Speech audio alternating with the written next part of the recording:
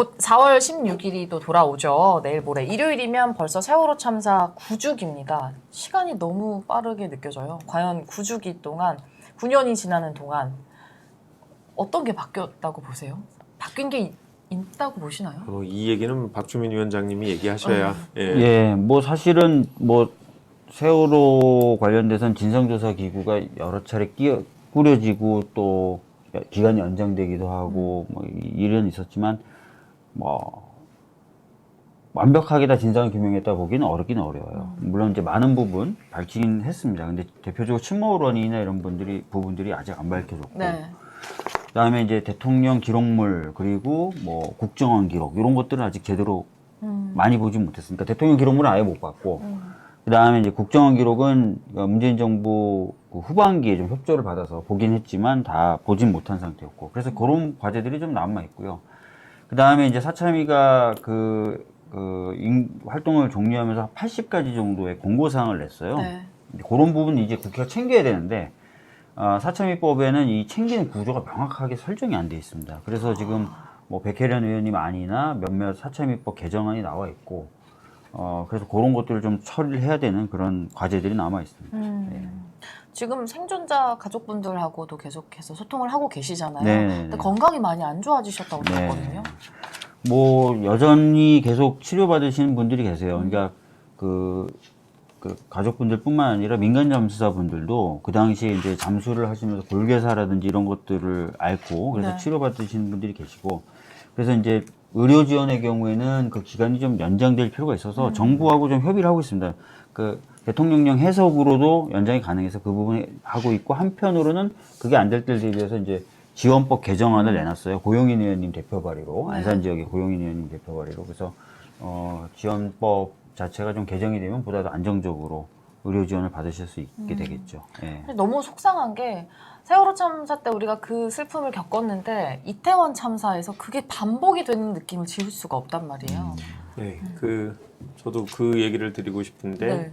이게 4.16이잖아요. 그래서 오늘 이틀 전인 오늘 금요일 날 여러 의원님들과 함께 이제 기자회견을 했죠. 우리 박주민 의원님이 이제 민주당의 세월호 특위 위원장님을 하고 계신데 안전사회 건설을 위한 권고 80가지 이에 대해서 만약에 이 권고 사항들이 그 전에 충분히 이행이 됐다면 과연 이태원 참사가 일어났을까 이런 아쉬움이 있는 거죠. 완전히 막지 못했더라도 지금보다는 희생자가 줄었을 수 있지 않았나라고 생각이 들고요.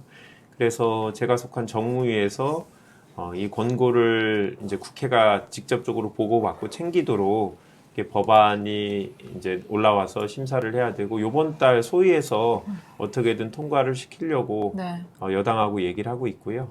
여당이 혹시 이상한 게 없을까라고 자꾸 의심을 하고 있어서 전혀 그런 게 아닌 정말 있는 그대로 권고 이행을 우리 국회가 직접 챙기다는 거라고 하는데도 이분들이 잘 믿지 않는 상태인데요. 내년이 이제 10주기죠. 저는 그 전에 우리 사참위에서 낸 80가지 권고가 최대한 많이 이행될 수 있었으면 좋겠고 안타깝지만 우리 국민들이 이제는 너무 아프니까 자꾸 잊고 싶은 거죠. 이해가 돼요. 국민들이 그러는 건. 그러면 국회라도 그런 것들 잘 챙겨서 10주기에는 국민들이 조금 마음 편하게 기억할 수 있도록 노력을 하겠다 이런 말씀드립니다. 맞습니다. 박진영 부원장님. 예. 제가 이야기하면 끝날 것 같아서 박주민 의원님 이야기를 좀 더 하셔야 될 것 같은데. 저는 뭐 딴 거보다도 광고를 좀 해야 돼요. 가족분들이 부탁하셔가지고. 네네. 지금 장기자랑이라는 제목의 다큐멘터리 영화가 상영되고 있어요. 근데 이게 장기자랑이라는 동명의 연극을 만드는 과정을 촬영한 다큐멘터리 영화인데 어머님들이 지금 연극 활동을 하시거든요. 그래서 그걸 쭉 다룬 건데 영화 자체도 굉장히 감동적이고 재미있을 뿐만 아니라 이 세월호에 대해서 다시 좀 기억을 하게 되는데 굉장히 도움이 됩니다. 그래서 주변 분들에게 많이 좀 얘기하셔서 영화를 좀 봐주셨으면 좋겠고 국회에선 상영을 했었습니다. 그다음에 5월 초에 또 이 어머님들이 연속극이라고 하는 새로운 연극을 이제 올리는데요. 그 경우도 굉장히 좀 재밌다고 하니까 요것도 많이 좀 찾아서 보시고 또 민주당 지역위원회에서는 요청을 하시면 오셔서 연극 공연을 해주십니다. 그러니까 그런 것들도 기획 행사로 좀 많이 하셨으면 좋겠습니다. 네, 네. 감사합니다. 저는 이제 좀 역사적이고 정치적으로 좀 보면 이런 것 같아요. 이 세월호 사건으로서 촛불혁명까지 쭉 이어졌다고 봅니다. 촛불혁명에 의해서 촛불 정권이라는 문재인 정권이 등장을 했고 적폐청산 등 뭐 수많은 사회개혁을 했습니다만은 결국은 정권이 넘어감으로 인해 가지고 12구 이태원 참사 같은 일이 다시 일어나지 않았나라는 네. 그런 생각이 듭니다. 국회에서 수많은 입법을 만들더라도 실제로 집행을 하는 것은 정부예요. 그런 부분에서 행정부 권력을 잡지 않으면은 역사는 언제든지 퇴행할 수 있다라는 우리가 교훈을 얻었다고 봅니다. 네. 그 이야기는 뭐냐면은 최고의 개혁은 집권이다.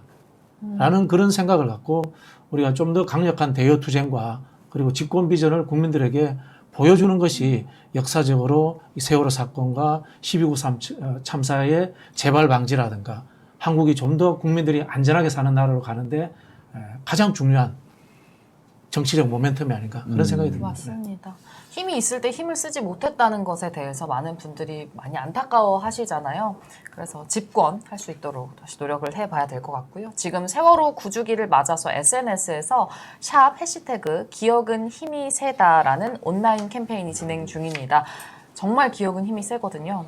우리가 잊지 않는다는 것만으로도 바꿀 수 있는 게 굉장히 많습니다, 여러분. 방송 보시는 민주시민 여러분, 별이 된 우리 학생들, 청년들을 꼭 기억해 주십시오.